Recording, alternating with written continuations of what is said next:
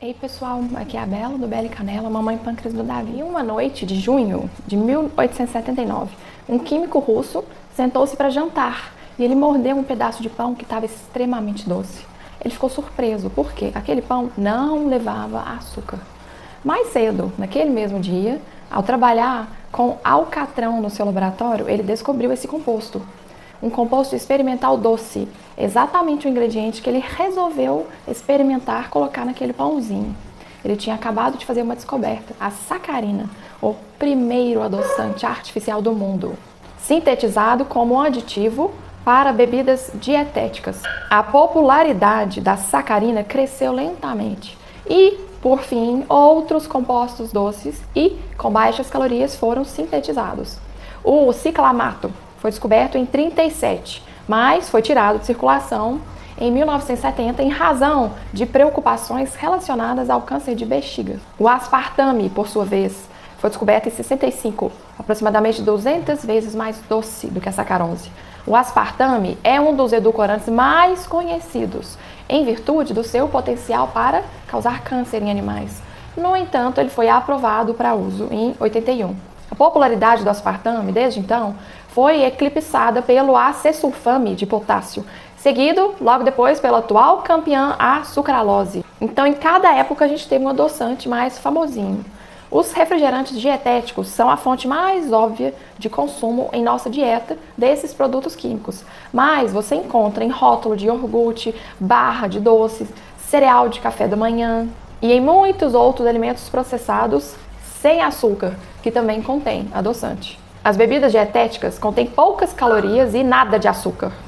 Portanto, substituir um refrigerante regular por um dietético parece ser uma boa maneira de reduzir a ingestão de açúcar e ajudar a perder uns quilinhos. Com as crescentes preocupações que temos tido com a saúde relacionadas ao excesso de açúcar, os fabricantes de alimentos responderam lançando cerca de 6.000 novos produtos artificialmente adoçados. A maior parte das pessoas ingere adoçante principalmente em bebidas. Desde a sua origem, em 1960 até 2000, o consumo de refrigerante dietético, para você ter uma ideia, aumentou mais de 400%. A Coca-Cola Diet é o segundo refrigerante mais popular, logo atrás, claro, da Coca-Cola normal. Em 2010, as bebidas dietéticas constituíram 42% das vendas de bebidas dentro dos Estados Unidos. Elas já estavam quase batendo as vendas das bebidas comuns. Apesar desse entusiasmo inicial, o uso dos adoçantes recentemente se estabilizou, principalmente em razão de preocupações envolvendo a sua segurança. E assim seguiu-se uma busca por adoçantes naturais, com baixas calorias. O néctar agave desfrutou de uma rápida onda de popularidade. Ele é processado a partir da planta agave. Inicialmente, acreditavam que o agave era uma alternativa mais saudável que o açúcar, em virtude do seu índice glicêmico menor. Dr. Mehmet Oz, cardiologista norte-americano famoso, ele quem notou que ele é constituído principalmente de frutose. 80% é frutose. Então, o baixo índice glicêmico do agave deve-se simplesmente ao seu alto teor de frutose, mas a frutose é terrível, então o agave também é. O próximo produto a chegar no mercado foi a estévia. Ela é extraída das folhas da estévia, uma planta da América do Sul. Ela tem 300 vezes a doçura do açúcar regular e um efeito mínimo sobre a glicose.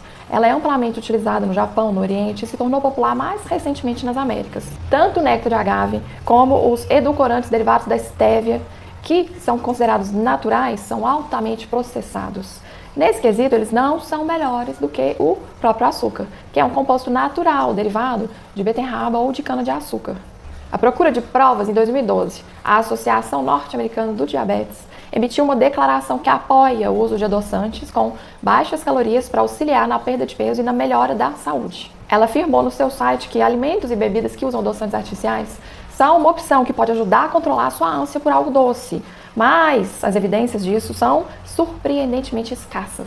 Presumir que edulcorantes artificiais de baixa caloria são benéficos apresenta um problema imediato e óbvio. O consumo per capita de alimentos dietéticos disparou nas últimas décadas. Se as bebidas dietéticas reduzem a obesidade ou diabetes, por que essas duas epidemias continuaram inalteradas então? A única conclusão lógica é que as bebidas dietéticas não ajudam de fato. Existem estudos epidemiológicos substanciais para sustentar essa ideia. A Sociedade Norte-Americana do Câncer realizou uma pesquisa com quase 80.000 mulheres, na esperança de descobrir que os adoçantes artificiais teria um efeito benéfico sobre o peso. Em vez disso, a pesquisa mostrou exatamente o contrário.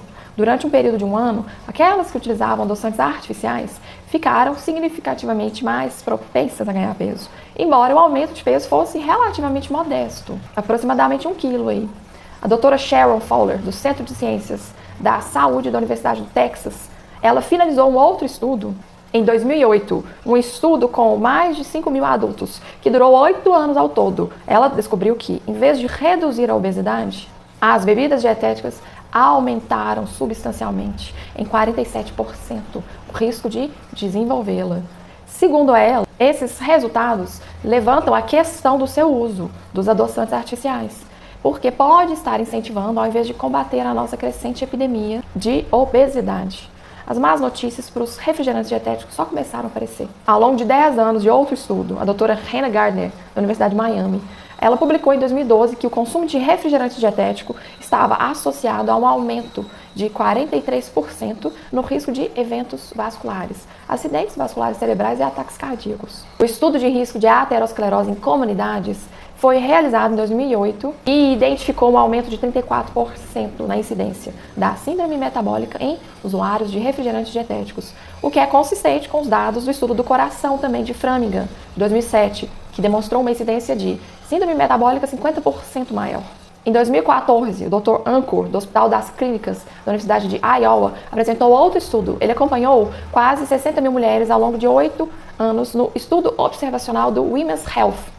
O estudo identificou um aumento de 30% no risco de eventos cardiovasculares, ataques cardíacos e AVC, naquelas que consumiam 2 ou mais bebidas dietéticas por dia. Os benefícios contra ataques cardíacos, acidentes vasculares cerebrais, diabéticas e síndrome metabólica eram igualmente vagos. Os adoçantes artificiais não são bons. Apesar de reduzir o consumo de açúcar, os refrigerantes dietéticos não reduzem o risco de obesidade, não reduzem a síndrome metabólica, os acidentes vasculares cerebrais ou ataques cardíacos. Mas por quê? Porque é a insulina e não as calorias que, em última instância, levam à obesidade e à síndrome metabólica. A questão que importa é esta: os edulcorantes artificiais aumentam os níveis de insulina? A sucralose, ela aumenta a insulina em 20%, apesar de não conter nem calorias e nem açúcar. Esse efeito sobre a insulina também foi registrado com relação a outros edulcorantes artificiais, inclusive em relação ao stevia natural.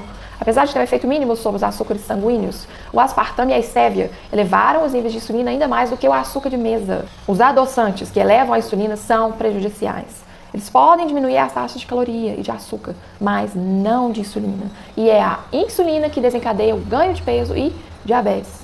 Os edulcorantes também podem causar danos ao aumentar o desejo por açúcar. O cérebro pode ter uma sensação de incompletude da recompensa ao perceber uma doçura sem calorias, o que pode causar sobrecompensação, aumento do apetite e desejo por açúcar. Estudos funcionais de ressonância magnética mostraram que a glicose ativa os centros de recompensa do cérebro por completo, enquanto a sucralose não o faz. E qual o problema da ativação incompleta? A ativação incompleta desse sistema poderia estimular a ânsia por doces, para ativar completamente os centros de recompensa. Em outras palavras, você pode acabar desenvolvendo o hábito de comer doce, a vontade de comer doce contínua. Os testes mais controlados mostraram que não há redução na ingestão calórica nem perda de peso sequente com o uso de edulcorantes. A prova mais forte desse fracasso vem de 2 ensaios randomizados recentes. O Dr. David Ludwig, de Harvard, ele dividiu aleatoriamente 2 grupos de adolescentes com sobrepeso. Um dos grupos consumiu apenas água e bebida dietética, enquanto o outro grupo de controle continuou a consumir as suas bebidas de costume. Ao final de um período de 2 anos, o grupo que ficou com o refrigerante dietético consumia muito menos açúcar do que o grupo de controle.